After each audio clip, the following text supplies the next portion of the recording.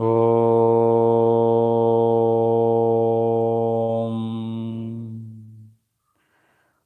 संन्यासाश्रमधर्मविधात्रीं ब्रह्मज्ञानसुधारसदात्रीं सद्गुरुरूपधरां सर्वज्ञाम् अमृतानन्दमयीं प्रणमामि। सदाशिवसमारम्भां शङ्कराचार्यमध्यमाम् अस्मदाचार्यपर्यन्तां वन्दे गुरुपरम्पराम्।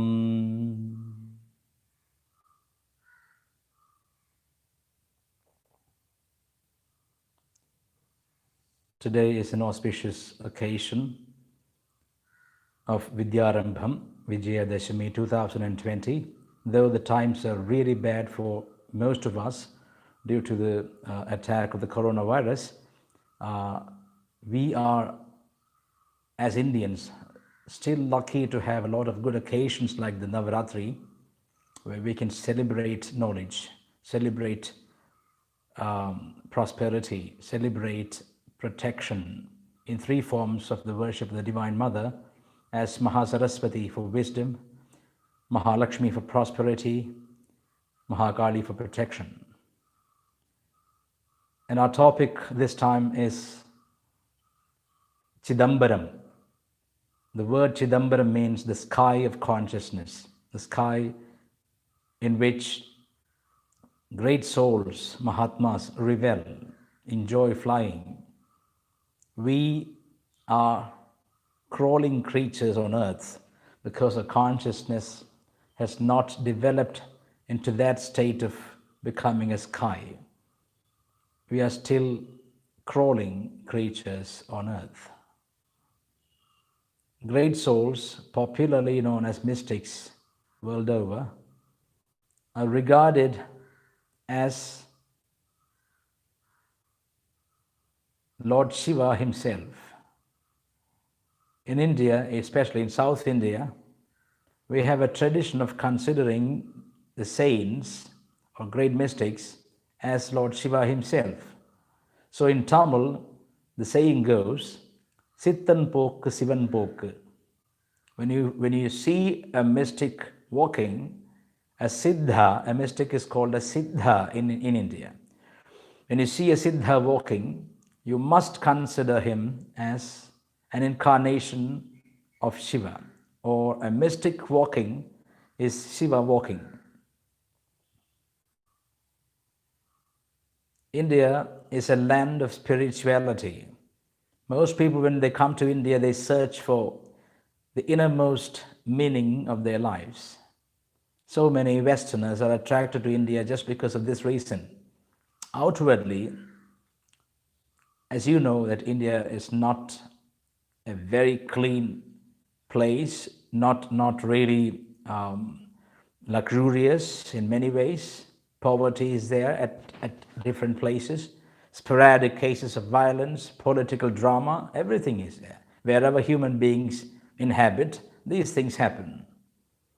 But actually, primarily, India was not created for human beings. So this is called Deva Bhumi.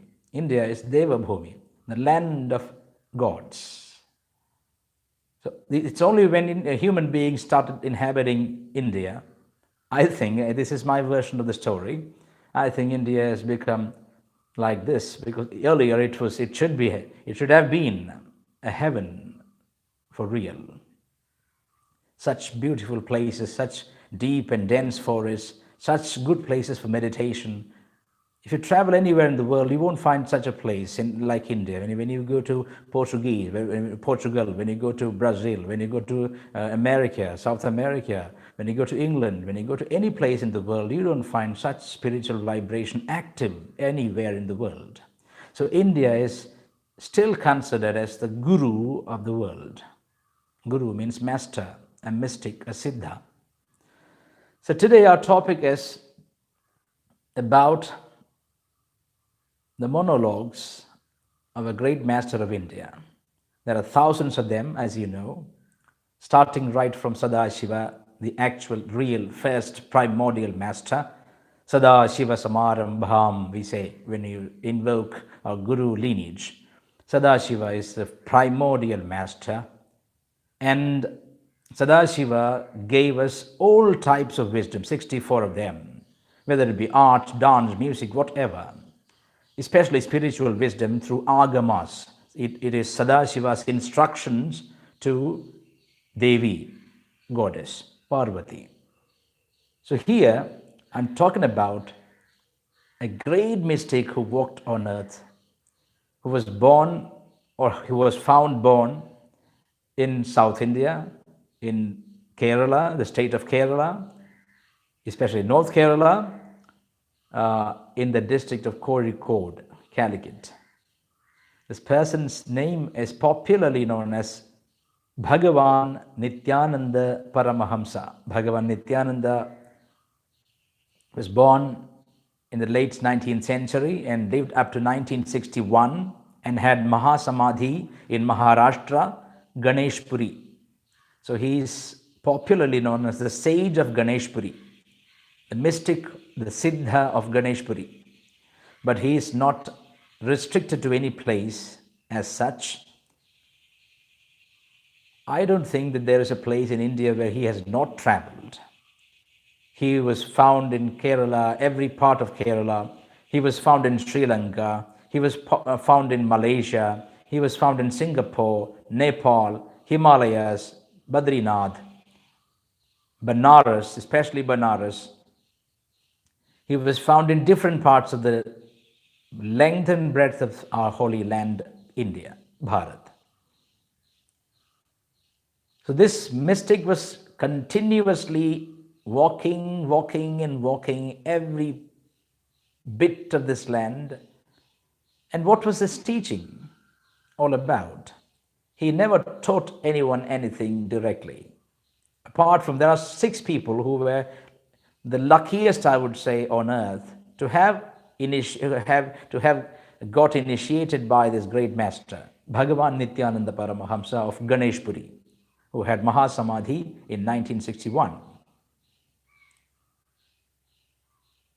At the time he was traveling in Mangalore, he used to have this sporadic cases of trance, usually termed as samadhi, in which he spoke in crude language.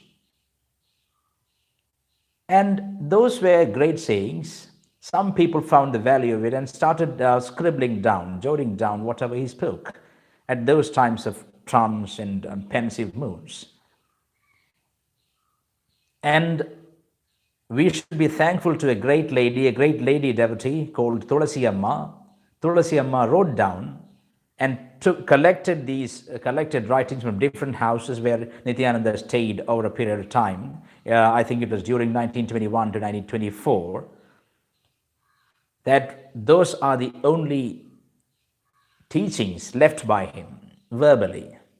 But of course, he had great disciples. I could tell them Herculean.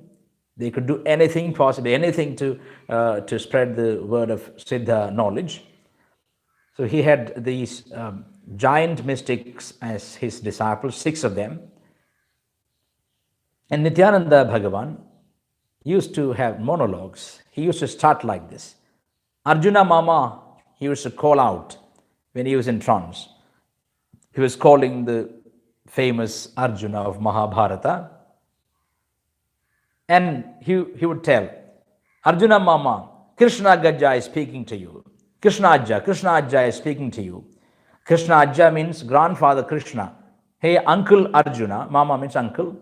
Hey, Uncle Arjuna, grandfather Krishna is talking to you. Listen to it. And then he would start speaking in a very crude language, monologues mostly, no dialogues. No, he doesn't talk to anyone.